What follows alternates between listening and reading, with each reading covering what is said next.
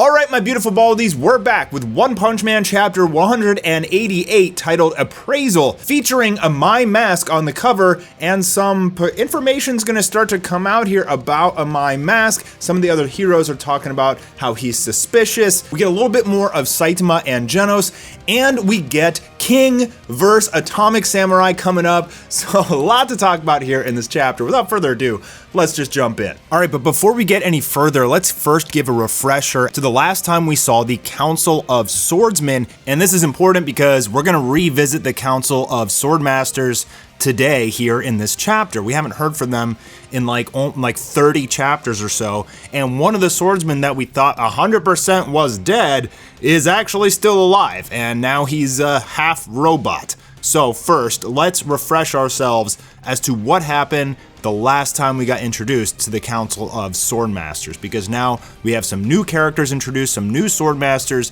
and this is all tying together.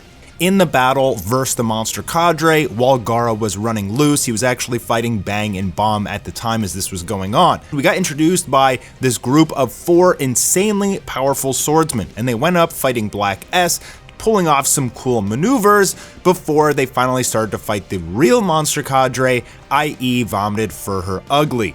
And when that happened, we saw a lot of death. One of them getting his face completely melted in, and Nichiren getting his body, his lower half, completely melted off. We thought it was going to be the end of them. Nichiren, as he was dying, gave over to Atomic Samurai the Sun Sword, and telling him that he is now the Grand Master of the Council of the Swordsmen. Also saying that out there is a legendary Moonblade, and if a warrior collects both, he will be invincible. Atomic Samurai was able to use the Sun Sword in order to attack Homeless Emperor, but Platinum S saved him, blocking the attack, and the sword seemed to just pierce a little bit of Platinum S's arm, which was an impressive feat of its own, but that's when Atomic Samurai twisted the sword and turned it almost into a whip, and actually was able to slice off a piece of Platinum S's arm worth over 12 trillion cells. So at this point, Platinum S seemed invincible, and Atomic Samurai was the first person to actually lay a scratch on him.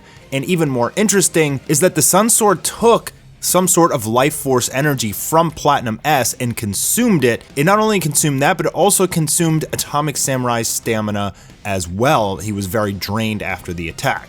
So we go deep in the mountains of G City, and here we're going to see Atomic Samurai, Ian, and some of the other sword masters. I guess that this is their location where they train. We've seen them here at this location before, and they're talking about a My Mask. They said his face changes so often that they think it's plastic surgery, but there's no records of any procedures in any medical institutions. It could be a special ability, which it is a special ability, but it's more of like monsterification than anything. EI says that there was a moment when a My Mask had like basically raw killing intent. He was a bloodthirsty, homicidal maniac, and he wasn't just being a hero, like he physically changed into just this murderous being. And it also looked like a My Mask was kind of struggling to overcome that monster within him. So they said they're going to investigate a My Mask a little bit further, and until they have like a clear-cut answer, they'll just hold off on telling their master, who is currently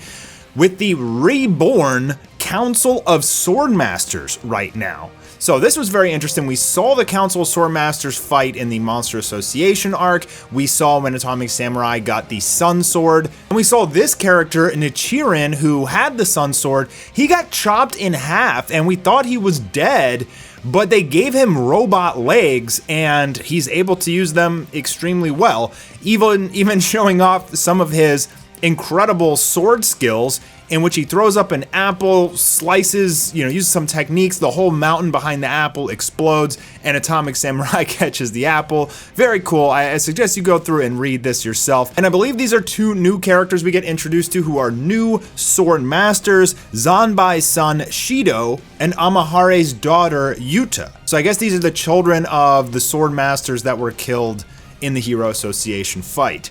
But Nichiren survived somehow. I mean, that dude his body was literally split in half, and somehow he survived. And this dude is so powerful, as Atomic Samurai explains. Nichiren's exquisite skill is such that his sword is so fast it doesn't even open up a cut. The apple hasn't even noticed it's been cut yet.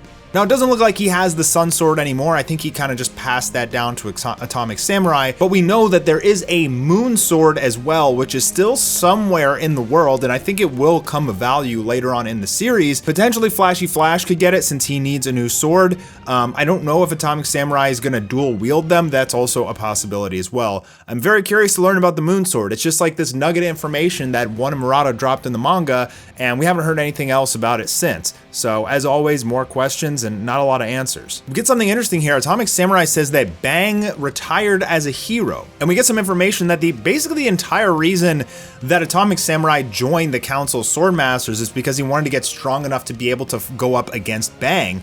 But now that Bang retired, Nichiren's asking him, what are you going to do now? And he's saying, look, I fought some really powerful monsters with, I teamed up with the other S-rank heroes, and I've got enough of a challenge so far that, like, worrying about competing with Bang isn't really an issue right now. But there is one hero among them.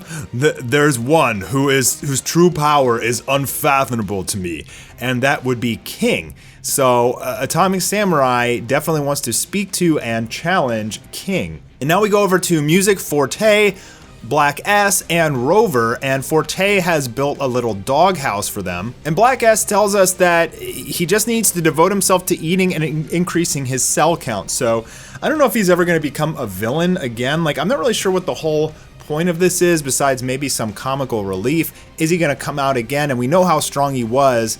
Maybe they'll use him as a benchmark to show how strong a new character is, because we saw how well this guy fought, especially when he went into Platinum S mode, going up against Garo and Flashy Flash simultaneously.